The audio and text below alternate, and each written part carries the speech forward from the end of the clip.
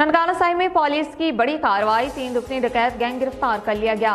DPO captain retired Mansoor अमान की press conference. Nankana Sahib से मोहम्मद अजमल शहजाद की report. District police officer captain retired Mansoor Iman ने प्रेस कॉन्फ्रेंस करते हुए बताया कि थाना सिटी ननकाना साहब के इलाके में 25 मई को मोटरसाइकिल सवार डाकुओं ने पेट्रोल पंप के मालिक फैसल अकरम एडवोकेट से 8.5 लाख रुपए असले के जोर पर छीनकर फरार हो गए थे, जिस पर बर वक्त टीम तश्कील दे दी गई और 15 रोज कबल होने वाली इस वारदात को ट्रेस करके 8.5 लाख रुपए मुबशर उर्फ मुबशरी डकैत गैंग से बरामद करके बुरसा के हवाले कर दी गई। और ये डाकू जिला पुलिस को मुख्तलिफ वारदातों में मतलूब थे और इनसे दौरान तफ्तीश 3 वारदातें ट्रेस हुई हैं, जिनका तल्लक थाना सिटी ननकाना साहब से है।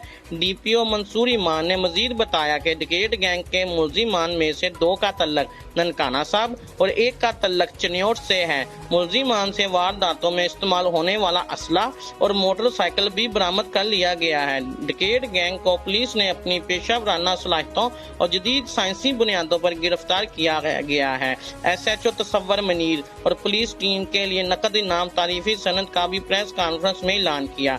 मेंबर पंजाब बार अनवर जाहद और सदर डिस्ट्रिक्ट बार एसोसिएशन राना अजीम शेख अमीन एडवोकेट समेत वकला की एक बड़ी तादाद ने डीपीओ ननकाना साहब ऑफिस में शुक्रिया अदा किया। विहाड़ी में एक और हवा